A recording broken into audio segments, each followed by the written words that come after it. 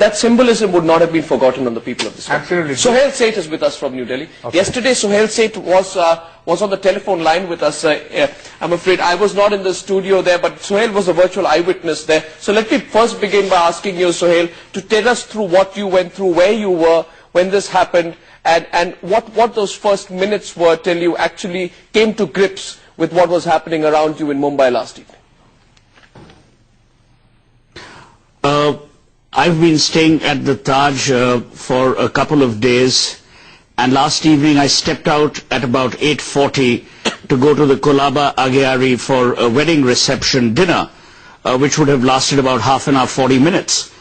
And at about 9:20, I get a text message from the hotel concierge saying that there is some trouble around the hotel. That time it wasn't in the hotel. And we'd request you to not come to the hotel immediately, because I was headed back instantly. By about 9:30, I would have been in the hotel and in the thick of things. So I immediately diverted the vehicle and instead went off to the Taj President. But while we were driving, you could see the roads emptying out, the cordoning. And I have to say that if it hadn't been for that alert from the Taj and the care that they took, we would have been in trouble, because, as Alec and Farooq both said, we are living in callous times. Our governance system is callous, our politicians are inept. You have probably the worst home minister you've ever had in our entire history, who is not only incompetent, he's inept, he's inarticulate, and he is reasonably unintelligent. And these are the men we trust 1 billion lives with? These are the people who don't learn from any lesson?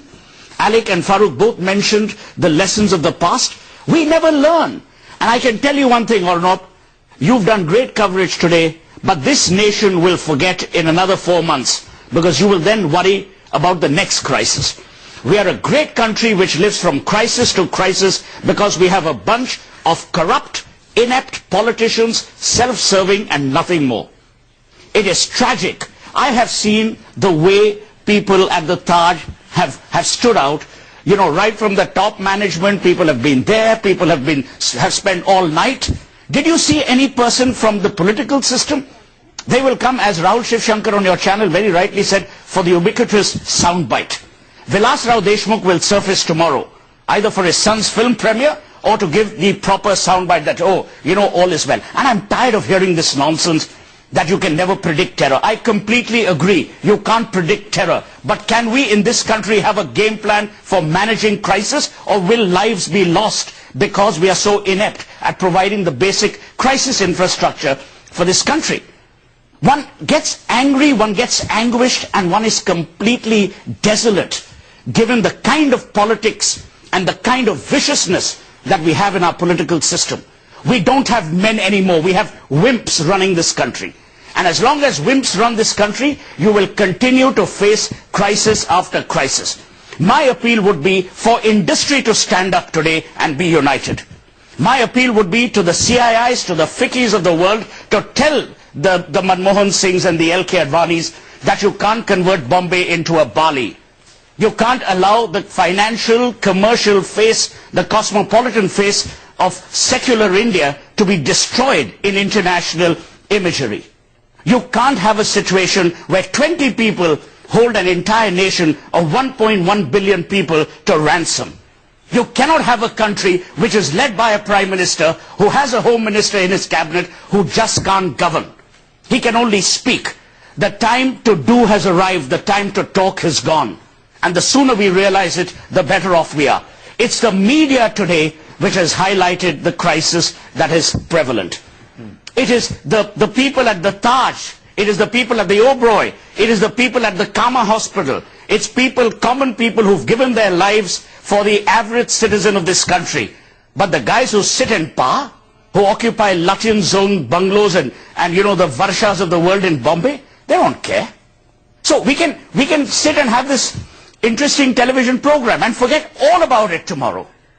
Or we can actually start a movement and say enough is enough.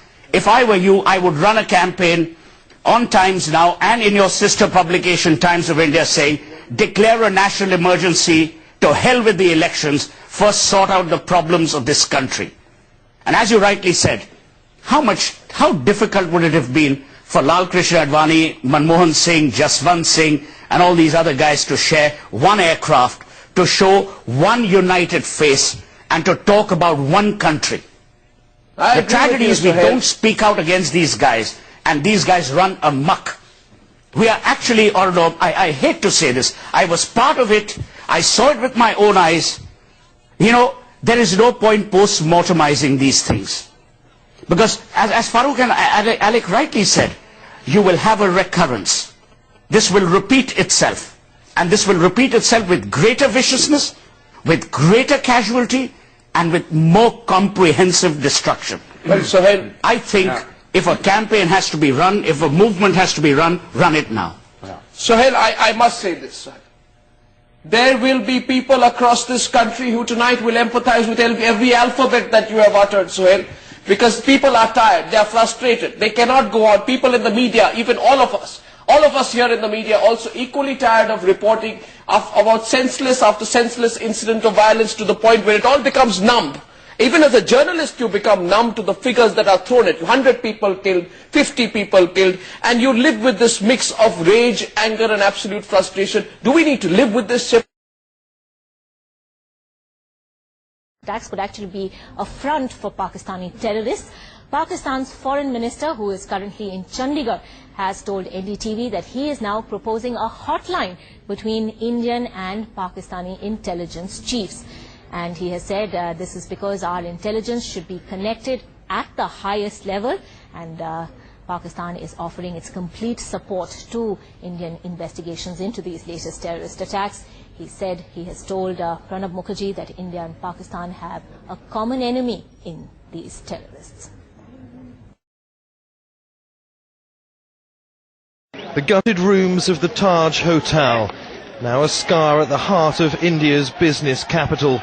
The latest attacks have left the nation's financial sector reeling. The Mumbai and National Stock Exchange, the Sensex, were closed for the day, and the rupee dropped in value. There are fears overseas investors may be put off, but India's booming economy is still attractive. Large PLCs that are making capital investments, large FDI, foreign direct investments into India, will have a longer term view.